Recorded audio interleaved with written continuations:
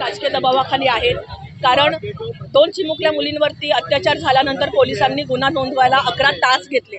त्याचा भडका हे काल बदलापूरमध्ये आपल्याला पाहायला मिळाला। हे आंदोलन सुरू असतानाच सकाळची बदलापूरची स्थानिक प्रतिनिधी आहे मोहिनी जाधव, तिला तिकडचे माजी नगराध्यक्ष वामन म्हात्रे यांनी अर्वाच्य भाषेमध्ये तिचा विनयभंग केलेला आहे। त्यानंतर आम्ही लगेचच पोलीस ठाण्यामध्ये गेलो तक्रार नोंदवण्यासाठी, पण पोलीस तक्रार नोंदवण्यासाठी तयार नव्हते। खूप तिकडे आम्ही ठिय्या केल्यानंतर तक्रार नोंदवण्यात आली, पण अजूनही गुन्हा नोंदवण्यात आलेला नाही।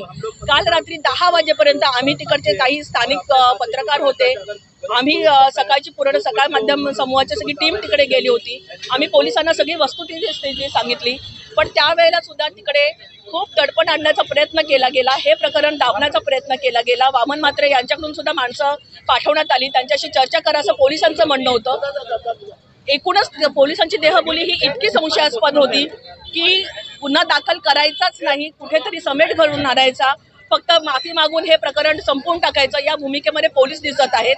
त्यामुळे माझी राज्याच्या मुख्यमंत्र्यांना, गृहमंत्र्यांना आणि सर्वांना विनंती आहे, पोलिसांना विनंती आहे की या प्रकरणी त्या महिला पत्रकाराला न्याय मिळालाच पाहिजे। जी घटना आहे, सगळ्यात पहिले त्या 2 बालिकांवर अत्याचार झालेला आहे, ही घटना अतिशय निषेधार्ह आहे आणि त्या बालिकांना न्याय मागण्यासाठी आपलं कर्तव्य बजावणाऱ्या महिला पत्रकाराला सुद्धा अतिशय अश्लील आणि अवमानास्पद असं वक्तव्य एका सत्ताधारी पक्षाच्या नेत्याने करावं, ही खरंच लोकशाहीचा अपमान करणारी घटना आहे। कुठलीही ही महिला असते ती आपली माय भगिनी असते, तिच्याबद्दल कोणीही अपशब्द वापरू नये।